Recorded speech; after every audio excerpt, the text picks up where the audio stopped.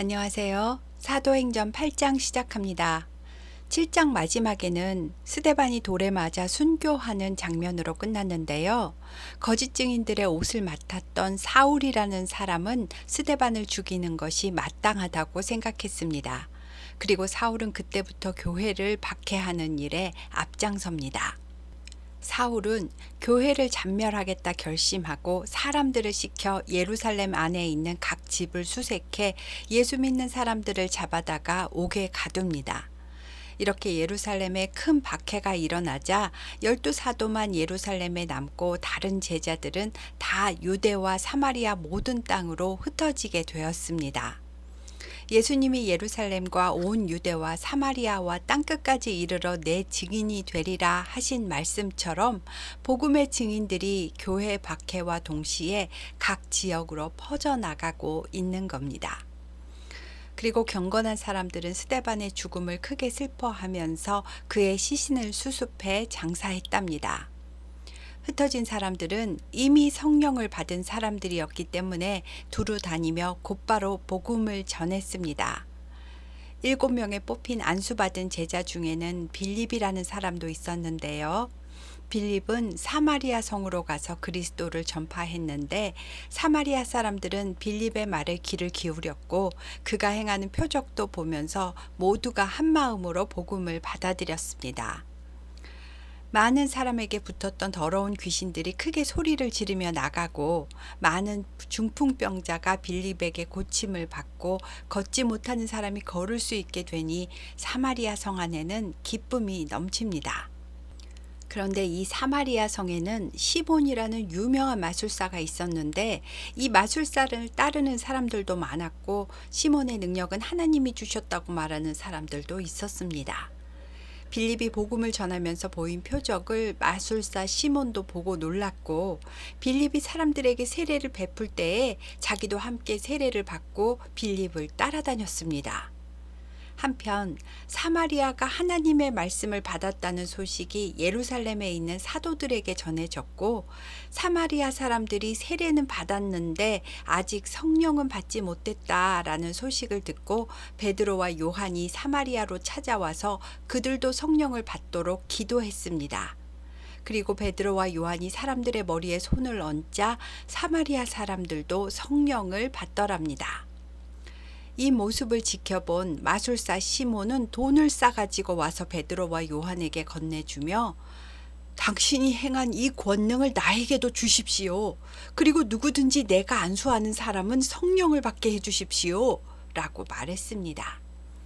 시몬은 마술사였고 이런 능력도 돈으로 살 수 있다고 생각한 것입니다. 베드로는 마술사 시몬에게 내가 하나님의 선물을 돈 주고 살 줄로 생각하였으니 내 은과 함께 내가 망할지어다. 하나님 앞에서 내 마음이 바르지 못하니 너는 이 십자가의 도에 관계도 없고 너에게 분깃이 될 것도 없느니라. 그러므로 너의 이 악함을 회개하고 주께 기도하라.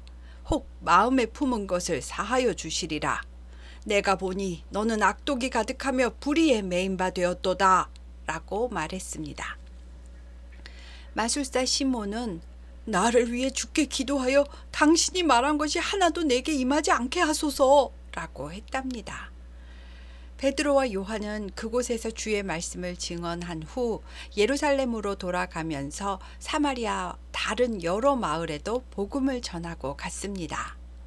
베드로와 요한이 떠난 후 사마리아에 있는 빌립에게 주의 사자가 나타나서 일어나 남쪽으로 향하여 예루살렘에서 가사로 내려가는 길까지 가라 라고 합니다. 예루살렘에서 가사 방향으로 가는 광야길로 그냥 무작정 가라고 하신 건데요. 빌립이 가서 보니 에디오피아 여왕 간다게의 모든 국고를 맡은 관리인 네시가 예배하러 예루살렘에 왔다가 돌아가는데 수레를 타고 앉아 선지자 이사야의 글을 읽고 있더랍니다. 여기서 네시는 거세한 사람을 의미하는 것이 아니고요. 여왕 간닥에도 사람 이름이 아니고 왕명을 나타냅니다. 이 에디오피아의 국고를 맡은 높은 관리자 네시가 예루살렘에 예배하러 왔다는 것은 그가 유대교를 받아들인 사람이었다는 것을 짐작할 수 있고 이런 그가 이사야 선지서를 읽고 있었다는 겁니다. 성령께서 빌립에게 이 수레로 가까이 나아가라 하셨고, 빌립은 내시에게 가까이 가서 이사야의 글을 읽고 계시는군요. 그 글이 무슨 뜻인지 이해가 되십니까? 라고 묻습니다. 그러자 내시가 지도해주는 사람이 없으니 어찌 깨달을 수가 있겠는가?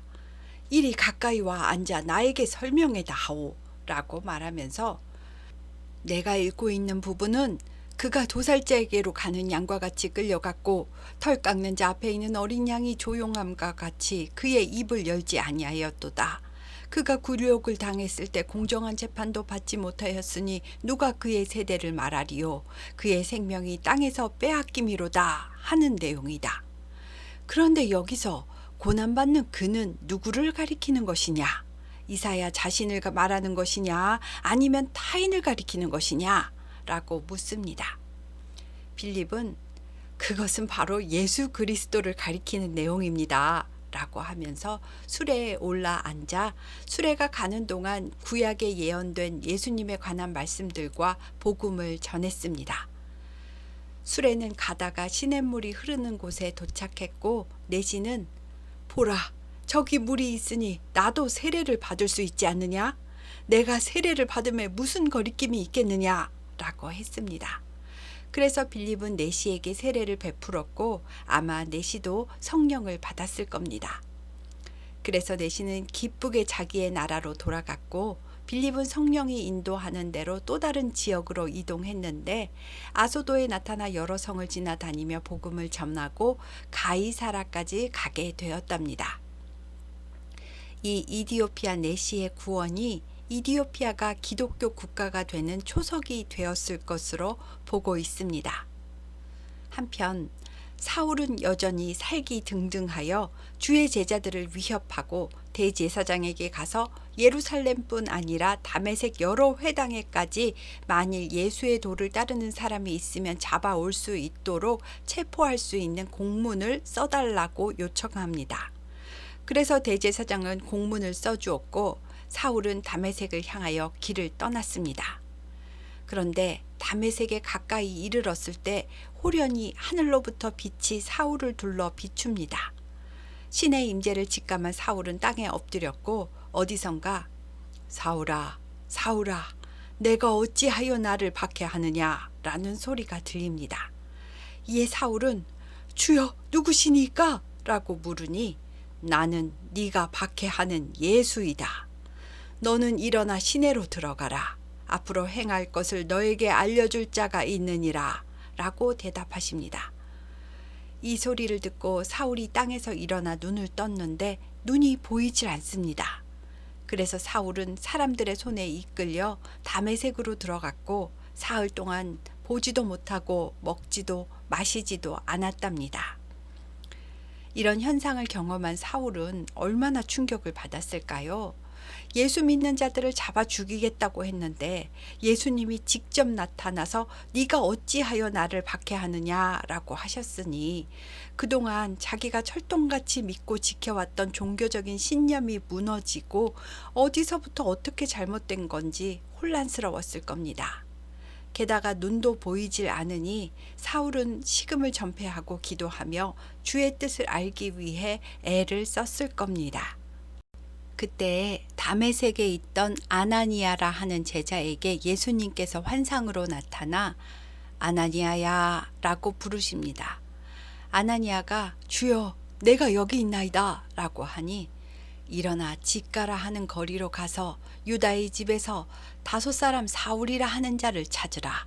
그가 기도하는 중이니라. 그 사울이 기도 중에 아나니아라 하는 사람이 들어와서 자기에게 안수하여 다시 보게 하는 것을 보았느니라 라고 말씀하십니다. 아나니아는 사울이라는 이름을 듣고 주여 이 사람은 예루살렘에서 성도들에게 많은 해를 끼친 사람이고 여기서도 주의 이름을 부르는 모든 사람을 결박할 권한을 대제사장들에게서 받아왔다고 들었습니다 라고 말했습니다. 하지만 주께서 아나니아야 순종하고 가거라. 이 사람은 내 이름을 이방인과 임금들과 이스라엘 자손들에게 전하기 위하여 택한 나의 그릇이니라. 그가 내 이름을 위하여 얼마나 고난을 받아야 할 것을 내가 그에게 보이리라 라고 말씀하셨습니다. 그래서 아나니아는 사울이 있는 집에 찾아가 사울에게 안수를 해주면서 형제 사울아, 주 곧 내가 오는 길에 나타나셨던 예수께서 나를 보내어 너로 다시 보게 하시고 성령으로 충만하게 하신다 라고 말해 주었습니다. 그러자 그 즉시 사울의 눈에서 비늘 같은 것이 벗겨졌고 사울은 다시 보게 되었습니다. 그리고 사울은 일어나 아나니아에게 세례를 받았고 다시 음식을 먹었으며 강건해졌답니다. 사울은 다메섹에 있는 제자들과 며칠 동안 함께 있으면서 이야기를 나누었고요. 사울은 즉시로 다메섹에 있는 회당에 들어가서 예수가 하나님의 아들이라고 전했습니다. 사울의 이 말을 듣는 사람들은 다 놀라면서 이 사람은 예루살렘에서 예수 이름을 부르는 자를 죽이려 했던 자가 아니냐? 여기 이 자가 다메섹에 온 것도 그들을 결박하여 대제사장에게로 끌고 가기 위해서 온 것인데 이 자가 예수를 그리스도라고 말하다니 이 어찌 된 것인가? 라고 하며 당혹해 했습니다. 사울은 더욱 힘을 얻어 예수를 그리스도라고 증언하며 다녔고 여러 날이 지나자 유대인들이 안 되겠는지 사울을 죽이기로 공모합니다. 그러나 이 공모가 사울에게 알려졌고 사울이 성문을 지날 때에 죽이려고 밤낮으로 성문을 지킨다는 것을 알고는 제자들이 밤에 사울을 광주리에 담아 성벽에서 달아내려 탈출시켰답니다. 다메섹에서 탈출한 사울은 예루살렘으로 갔는데요. 가서 예루살렘에 있는 제자들을 사귀려고 했지만 제자들은 여전히 사울을 두려워하며 피하고 사울이 예수의 제자가 되었다는 말을 믿지 않았답니다.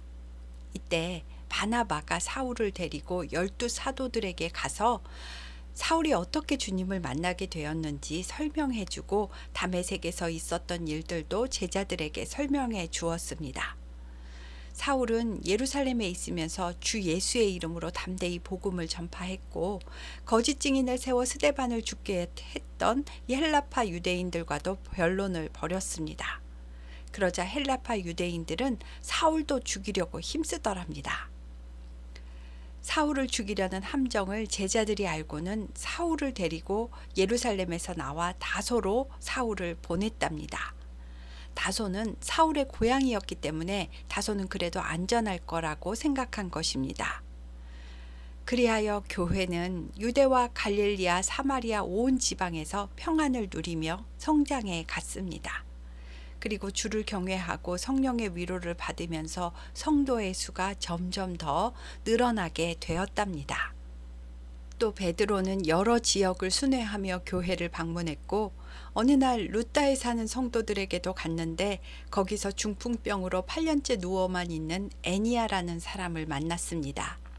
베드로가 애니야야, 예수 그리스도께서 너를 낫게 하시니 일어나 내 자리를 정돈하라 라고 하니 애니야가 곧 일어나게 되었고 루따와 사론에 사는 사람들이 애니야에게 일어난 일을 보고 다 죽게로 돌아오게 되었답니다. 그리고 루따 근처에 욥바라는 해안 지역이 있었는데 거기 도르가라고도 하고 다비다라고도 하는 여제자가 병들어 죽어서 그녀의 시체를 씻어 다락방에 놓아놨답니다. 이 다비다는 살아있을 때 선행과 구제를 많이 한 사람이었고 그녀에게 도움을 받았던 많은 사람들은 그녀의 죽음을 무척 슬퍼하며 울고 있습니다. 제자들은 베드로가 루따에 있다는 소식을 듣고 사람을 보내 베드로에게 급히 와달라고 간청하여 베드로가 다락방에 와보니 모든 과부가 베드로 곁에 서서 울면서 도르가가 그들과 함께 있을 때에 지은 속옷과 겉옷을 다 내보이며 그녀를 위해서 무언가 해달라고 간구합니다. 베드로는 사람들을 다 내보내고 무릎을 꿇고 기도한 후 다비데의 시체를 향하여 다비다야, 일어나라 라고 말했습니다. 그러자 다비다가 눈을 떠서 베드로를 보고 일어나 앉았다는데요. 예수님께서 행하셨던 일들을 베드로가 이어서 똑같이 하고 있는 이 모습은 성령을 통해 예수 그리스도가 성도와 함께 계시다는 것을 나타냅니다. 다비다가 살아난 것을 본 많은 요빠 사람들도 예수를 믿었고, 베드로는 요빠에 여러 날 있으면서 시몬이라 하는 무두장이의 집에 머물렀답니다. 무두장이는 동물의 가죽을 가공하는 직업을 말합니다. 요빠 위쪽에는 가이사라 지방이 있는데요. 고넬료라고 하는 이탈리아 군대의 백부장이 살고 있었고, 이 고넬료는 그의 온 집안 사람과 함께 하나님을 경외하는 사람으로 백성을 많이 구제하고 하나님께 항상 기도하는 경건한 사람이었습니다. 그러니까 고넬료는 유대교로 개종한 사람이었을 겁니다. 어느 날 제9시 기도 시간에 기도하고 있는 고넬료에게 환상 중에 하나님의 사자가 나타나서, 고넬료야, 내 기도와 구제가 하나님 앞에 상달되어 기억하신 바 되었으니 내가 지금 사람들을 요빠에 보내어 베드로라 하는 시몬에게 집으로 와달라고 청하거라. 그는 요빠 해변에 있는 무두장이 시몬의 집에 머물고 있느니라 라고 말해 주었습니다. 고넬료는 집안 하인 2명과 부하 가운데 경건한 사람 1명을 불러서 자기가 본 환상에 대해 말해주고 베드로를 청하여 모셔오라고 했습니다. 다음 날 고넬료가 보낸 3명이 가이사라에서 출발해서 요빠성에 다 와 갈 즈음에 베드로는 기도하러 지붕에 올라갔고, 그때는 제6시, 즉 낮 12시였습니다. 그런데 베드로가 배가 고파 무언가 먹고 싶은 생각이 들었고, 사람들이 음식을 준비할 때 갑자기 환상이 보였습니다. 하늘에서 큰 보자기 같은 것이 내려오는데 그 안에는 땅에 있는 각종 4발 가진 짐승과 기는 것과 공중에 나는 것들, 즉 부정한 짐승들이 들어있었고, 베드로야, 일어나 그것들을 잡아먹어라 하는 음성이 들립니다. 베드로가 주여, 그럴 수 없나이다. 속되고 깨끗하지 아니한 것을 내가 결코 먹지 아니하였나이다 라고 하니, 2번째 소리가 하나님께서 깨끗하게 하신 것을 네가 속되다 하지 말라 라고 하더랍니다. 그리고 이러한 똑같은 환상이 3번이 반복된 후에 그 부정한 짐승들이 들어있는 보자기 같은 그릇은 하늘로 올려져 올라갔답니다. 베드로가 이 환상이 무엇을 의미하는지 의아해하고 있는데, 마침 고넬료가 보낸 사람들이 문 밖에 서서 계십니까? 이 집에 베드로라 하는 시몬이 유숙하고 있습니까? 라고 묻는 소리가 들립니다. 좀 전에 성령께서 2 사람이 너를 찾으니 일어나 내려가 의심하지 말고 그들과 함께 가라. 내가 그들을 보내었느니라 라고 말씀하셨기 때문에 베드로는 아래층으로 내려가서 내가 베드로인데 무슨 일로 왔느냐고 물었습니다. 그들이 우리는 백부장 고넬료의 부하들입니다. 우리 주인은 경건하고 하나님을 경외하는 사람인데 기도 중에 천사의 지시를 받아 당신을 그 집으로 청하여 말씀을 듣고자 우리를 여기로 보냈으니 우리와 함께 우리 주인의 집으로 가주십시오 라고 말했습니다. 그래서 베드로는 그들을 집 안으로 들여 하룻밤을 재운 다음날 고넬료의 집을 향해 함께 떠났습니다. 가이사라에 있는 고넬료의 집에 도착해 보니 고넬료가 그의 친척과 가까운 친구들을 다 불러 모으고 베드로를 기다리고 있습니다. 그리고 고넬료는 베드로를 보고 그의 발 앞에 엎드려 절을 합니다. 베드로는 고넬료를 일으키면서 일어서시오. 나도 그저 사람일 뿐입니다. 나는 경배의 대상이 아닙니다. 라고 말했습니다. 베드로는 많은 사람이 고넬료의 집에 모인 것을 보고 유대인이 이방인과 교제하며 가까이 하는 것이 율법에 맞지 않는다는 것은 당신들도 알고 있는 바이지만 하나님께서 내게 지시하사 아무도 속되다 하거나 깨끗하지 않다 하지 말라 하시기로 당신의 청함을 사양하지 않고 왔습니다. 그런데 무슨 일로 나를 부르셨습니까? 하니 고넬료가 나흘 전에 기도하고 있는데 환상 중에 천사가 당신을 청하여 말씀을 들으라 하시기로 이렇게 모시게 되었습니다. 잘 오셨습니다. 우리는 주께서 당신에게 명하신 모든 것을 듣고자 이렇게 모여 하나님 앞에 있습니다. 라고 대답합니다. 베드로는 이 말을 듣고 내가 참으로 하나님은 사람의 외모를 보지 아니하시고 각 나라 중 하나님을 경외하며 의를 행하는 사람은 다 받으시는 줄을 깨달았습니다. 하면서 세례 요한의 일부터 십자가 사건과 부활, 죄사함과 영생, 그리고 예수님의 지상 명령과 승천과 앞으로 다시 오실 주님에 대해 전했습니다. 그리고 베드로가 이 말을 할 때에 성령이 고넬료의 집에 말씀을 듣는 모든 사람에게 내려오셨답니다. 이방인이 성령 받는 것을 본 베드로도 놀랐고 베드로와 함께 온 할례 받은 신자들도 놀랐습니다. 이방인들이 하나님의 성령을 받고 방언하며 하나님을 높이는 모습을 보았기 때문입니다. 이에 베드로가 이 사람들이 우리와 같이 성령을 받았으니 누가 능히 물로 세례 베푸는 것을 금하겠는가 하면서 이방인들에게도 세례를 베풀었습니다. 고넬료와 그 집에 있는 사람들은 베드로에게 며칠 더 머물러 달라고 청했고 10장은 여기서 끝납니다.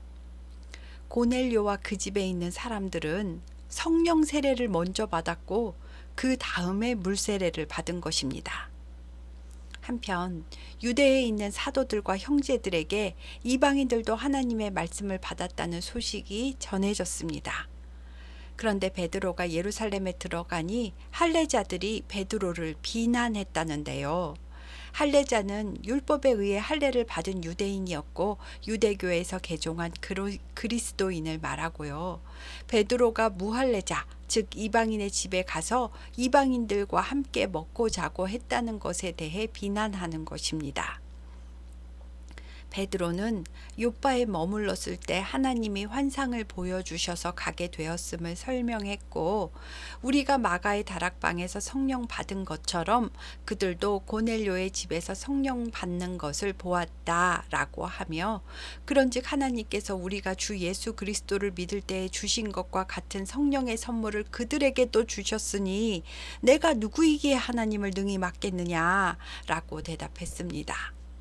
제자들은 하나님이 하신 일이니 더 이상은 반론을 제시할 수 없었고 사도들과 제자들은 그렇다면 하나님께서 이방인들에게도 생명 얻는 회개를 주셨도다 라고 말했답니다. 그 당시에는 스데반의 죽음과 기독교 박해 때문에 흩어진 제자들이 베니게와 구브로와 안디옥까지 가서 유대인들에게만 말씀을 전했는데요. 그 중에 구브로와 구레네 사람 몇 명이 수리아 안디옥에 가서 거기 사는 헬라인에게도 주 예수를 전파했더니 헬라인들도 복음을 받아들이고 믿더랍니다. 예루살렘 교회는 이 소문을 듣고 바나바를 수리아 안디옥 교회의 목회자로 파송했습니다. 바나바는 안디옥 땅에 역사하신 하나님의 은혜를 보고 기뻐하면서 모든 사람에게 굳건한 마음으로 주와 함께 머물러 있으라 권했답니다.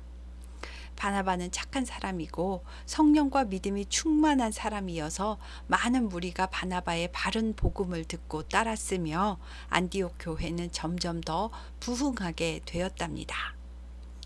교회가 부흥하자 바나바는 사울을 찾으러 다소로 가서 사울을 만나 안디옥에서 함께 목회하자고 권했고요. 두 사람은 꼬박 1년 동안 안디옥 교회에서 많은 사람들을 가르쳤습니다. 그래서 수리아 안디옥 교회에서 배출된 제자들이 안디옥에서 비로소 그리스도인이라고 일컬음을 받게 되었답니다.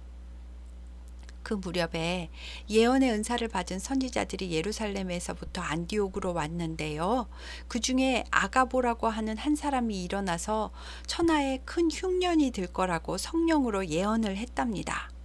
그런데 글라우디오 황제 때에 예언대로 흉년이 들었고 제자들은 힘을 모아 유대에 사는 형제들을 돕기로 결정하고 바나바와 사울 편으로 예루살렘의 장로들에게 헌금을 전달했답니다. 여기까지가 11장까지의 이야기입니다. 이제 복음은 이방인들에게도 확산되었고 그리스도인이라는 교회 공동체의 명칭도 생겨나게 되었습니다. 그리고 바나바와 사울은 힘을 합해서 이방인 교회를 세우고 일으키는 일을 시작했습니다. 예루살렘에 세워진 마가의 다락방 교회는 본부 역할을 하는 유대인 교회이고 유대 다른 지역과 사마리아와 갈릴리에도 교회가 세워졌습니다. 또 가이사라의 고넬료의 집도 아마 이방인 교회 역할을 했을 것 같고요. 수리아 안디옥은 정식으로 본부에서 목회자를 파송한 이방인 교회가 되었습니다. 오늘은 8장에서 11장까지 했습니다. 감사합니다.